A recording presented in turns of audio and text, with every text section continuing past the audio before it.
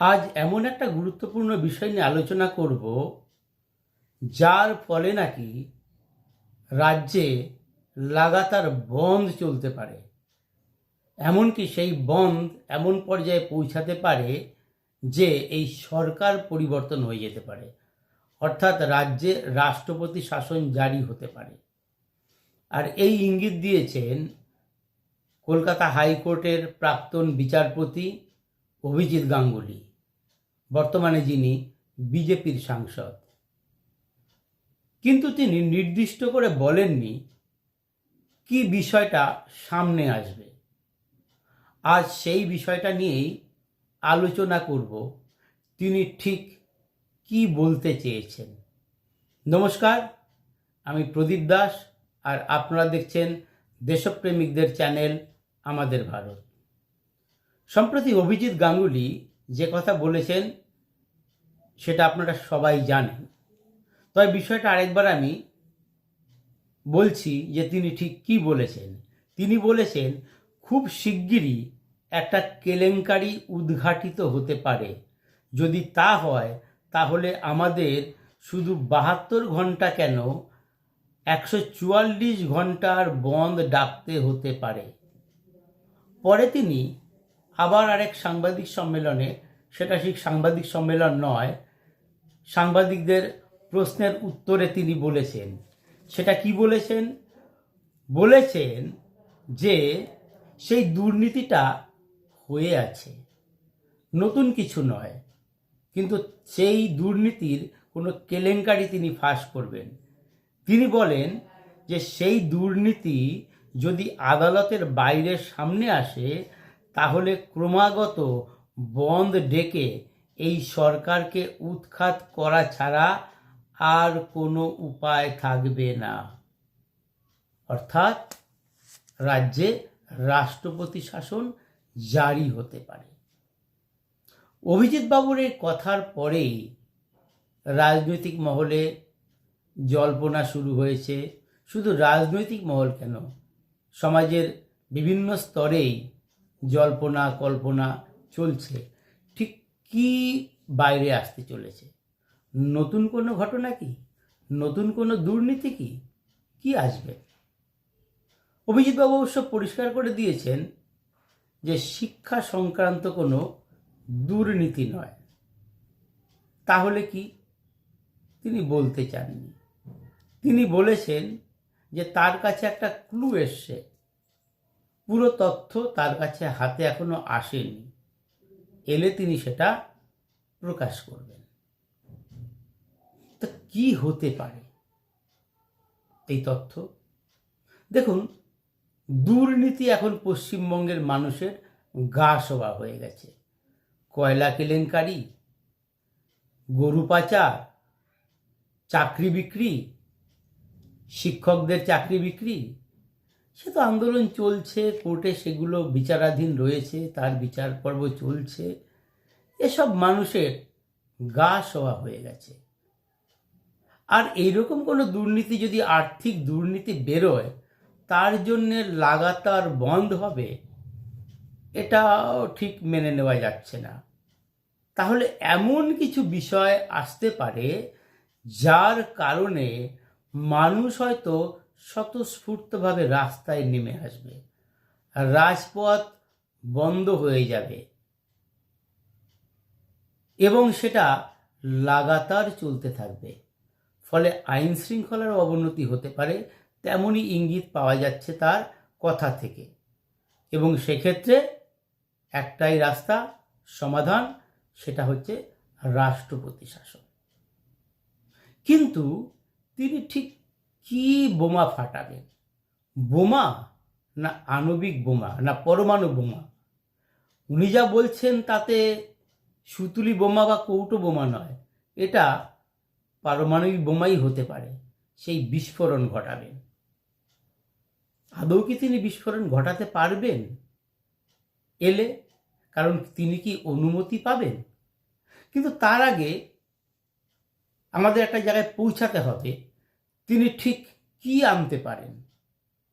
এ ব্যাপারে সাংবাদিক সুমন চট্টোপাধ্যায় তার চ্যানেলে একটা সূত্র দিয়েছেন। এই সুমন চট্টোপাধ্যায় একজন বরিষ্ঠ এবং বিশিষ্ট সাংবাদিক।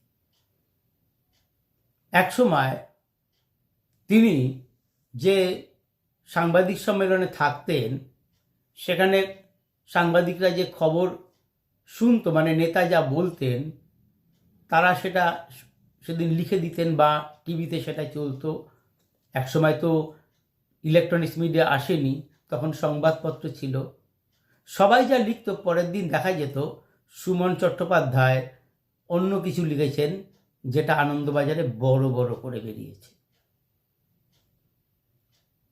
এই সুমন চট্টোপাধ্যায় একদিন বুদ্ধদেব ভট্টাচার্যের সাংবাদিক সম্মেলনে রয়েছেন। সিঙ্গুর আন্দোলন তখন চলছে। 1 ঘন্টার সাংবাদিক সম্মেলন হয়ে গেল কলকাতা প্রেস ক্লাবে। সুমনবাবু চুপচাপ বসেছিলেন, তিনি একটাও প্রশ্ন করেননি। হঠাৎ বুদ্ধবাবু বললেন, সুমন, তুমি প্রশ্ন করলে না? বললো, আমি কি প্রশ্ন করব বুদ্ধদা? হ্যাঁ, উনি বুদ্ধদা বলতেন। সবাই তো সব প্রশ্ন করে দিয়েছে, আমার আর কিছু প্রশ্ন নেই। বুদ্ধবাবু বললেন, না, তুমি একটা প্রশ্ন করো। সুমন চট্টোপাধ্যায় একটাই প্রশ্ন করলেন। আর পরের দিন খবরের কাগজে ওই সুমনবাবুর ওই যে প্রশ্ন করেছিলেন এবং বুদ্ধদেব বাবু যে উত্তর দিয়েছিলেন, সেটাই খবর হয়েছিল। তো এই হচ্ছে সুমন চট্টোপাধ্যায়। তো এরকম একজন বরিষ্ঠ এবং বিশিষ্ট সাংবাদিক, তিনি একটা সূত্রে পৌঁছানোর চেষ্টা করেছেন। তিনি মনে করছেন যে এটা এমন একটা ঘটনা যা হয়তো হয়ে আছে, আমরা এখনো সেটা জানতে পারিনি। কয়েকদিন আগে সিবিআইয়ের প্রাক্তন ডিরেক্টর উপেন বিশ্বাস ক্যাম্পেন কলিং মিডিয়াতে এক সাক্ষাৎকারে বলেছিলেন যে প্রতীক জৈনের বাড়িতে মুখ্যমন্ত্রী ছুটে গিয়েছিলেন, হার্ড ডিস্ক এবং ফাইল নিয়ে এসেছিলেন। তার একটা কারণ হতে পারে সেইখানে হয়তো এমন কিছু তথ্য ছিল, এমন কোনো কেলেঙ্কারি ছিল যেটা এখনো বাইরে আসেনি। তো অভিজিৎ বাবু কি তাই প্রকাশ করতে চলেছেন? সুমনবাবু এই দিকটাও যেমন ভেবেছেন, আবার অন্য একটা দিক ভেবেছেন। তিনি মনে করছেন আরজি করে অভয়াকাণ্ড, সেই ছাত্রীকে খুন, ধর্ষণ এবং তারপরে দ্রুত গতিতে তার কোনো রকম পোস্টমর্টেম করা এবং সন্ধ্যার সময় প্রায় বাড়ির লোকের অমতে পানিহাটির শ্মশান ঘাটে দাহ করে দেওয়া, ফলে সেই মৃতদেহের ভালো পোস্টমর্টেম না হওয়ায় তথ্যগুলো সব হারিয়ে গেছে। সুমনবাবু মনে করছেন এ ব্যাপারেই হয়তো অভিজিৎ গঙ্গোপাধ্যায় কিছু বলতে পারবেন। সুমনবাবু আর একটা কথা বলেছে যে সেদিনে যে ঘটনা হয়েছিল, সেই ঘটনার পর ভোরেই কলকাতার পুলিশ কমিশনার সেখানে পৌঁছে গিয়েছিল। তিনি বলছেন একটা সাসপেক্টেড সুইসাইড, যেটা প্রথমে বলা হয়েছিল, সেই ঘটনায় হঠাৎ পুলিশ কমিশনার কেন সেখানে পৌঁছে গেল। তারপরে দ্বিতীয়বারও আবার পুলিশ কমিশনার গেছিলেন, যখন গুন্ডারা আরজি করে ইমার্জেন্সি রুম ভাঙচুর করেছিল, তখনও কলকাতা পুলিশ কমিশনার গেছিলেন। কিন্তু তিনি দ্রুত আবার সেখান থেকে বেরিয়ে গেছিলেন। সুমনবাবু বলছেন নিশ্চিতভাবে ওপর মহলের কারো অঙ্গুলি হেলনে বা নির্দেশেই তিনি সেখান থেকে দ্রুত সরে গেছিলেন। এরপরেই তিনি একটা ভয়ঙ্কর কথা বলেছেন। সেটা কি? সরাসরি ফোনে আড়ি পাতার কথা তিনি বলেননি। তিনি বলেছেন এখন অনেক রকম যন্ত্রপাতি বেরিয়েছে, পেগাসাস আছে। এই পেগাসাস হচ্ছে ইসরায়েলের তৈরি। সেই যন্ত্র দিয়ে ফোনে আড়ি পাতা যায়। সুমনবাবু একটা ইঙ্গিত দেওয়ার চেষ্টা করেছেন, কিন্তু পুরোপুরি খোলসা করে বলেননি। কিন্তু তার তিনি যেটা বলতে চেয়েছেন তাতে বোঝা যাচ্ছে যে হয়তো কোনো কথোপকথন সেই দিনের সকালের ঘটনার ধরা রয়েছে এবং সেই তথ্যই কি তাহলে বাইরে আসতে পারে? সুমনবাবু বলেছেন যে তিনি এর বেশি কিছু বলতে চান না, কারণ একজন বরিষ্ঠ সাংবাদিক হিসেবে, দায়িত্বশীল সাংবাদিক হিসেবে এর বেশি কিছু বলা উচিত হবে না। কিন্তু সুমনবাবুর এই বক্তব্য থেকে একটা জিনিস মেলানোর চেষ্টা করা যেতে পারে। সেটা হচ্ছে, আমি আগেই বলেছি যে এই রাজ্যে যে হারে দুর্নীতি হয় এবং হচ্ছে, তাতে রাজ্যবাসীর গা সওয়া হয়ে গেছে। ফলে কোনো দুর্নীতির তথ্য বা নতুন কোনো দুর্নীতি ফাঁস হলে তা নিয়ে রাজ্য উত্তাল হওয়ার সম্ভাবনা খুবই কম। তাহলে এমন একটা বিষয় হতে হবে যার ফলে গণ আন্দোলন হয়ে যেতে পারে।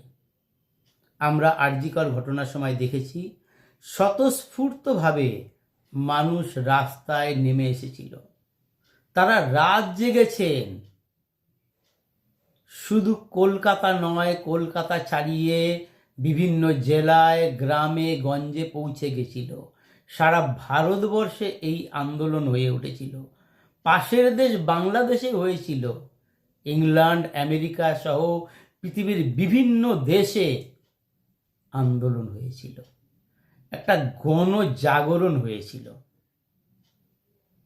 সেক্ষেত্রে যদি এই অভয়াকাণ্ড নিয়ে ভয়ঙ্কর কোনো তথ্য অভিজিৎবাবু ফাঁস করেন, তাহলে আবার রাজ্য উত্তাল হয়ে ওঠার সম্ভাবনা রয়ে গেছে। তাছাড়া অন্য কোনো সম্ভাবনার কারণ দেখা যাচ্ছে না। কারণ সুমনবাবু দ্বিতীয় সম্ভাবনার কথাও বলেছেন। আবার সিবিআইয়ের প্রাক্তন ডিরেক্টর উপেন বিশ্বাসও বলেছেন যে এমন কোনো কেলেঙ্কারি হয়তো হয়েছে যেটা তথ্য বাইরে আসেনি। মুখ্যমন্ত্রী সেই তথ্য ঢাকার জন্যে ছুটে গিয়েছিলেন প্রতীক জৈনের বাড়িতে। তাহলে কোনটা ফাটাবেন? কোন বোমা ফাটাবেন অভিজিৎ গঙ্গোপাধ্যায়? তো আমরা একটা অনুমান করে রাখলাম এবং অনুমানের ভিত্তিতে দেখা যাক আগামী দিনে কি বোমা ফাটান প্রাক্তন বিচারপতি তথা বিজেপি সাংসদ অভিজিৎ গঙ্গোপাধ্যায়। আমার প্রতিবেদন কেমন লাগলো? যদি ভালো লাগে অবশ্যই সাবস্ক্রাইব করবেন, লাইক, কমেন্ট এবং শেয়ার করবেন। নমস্কার।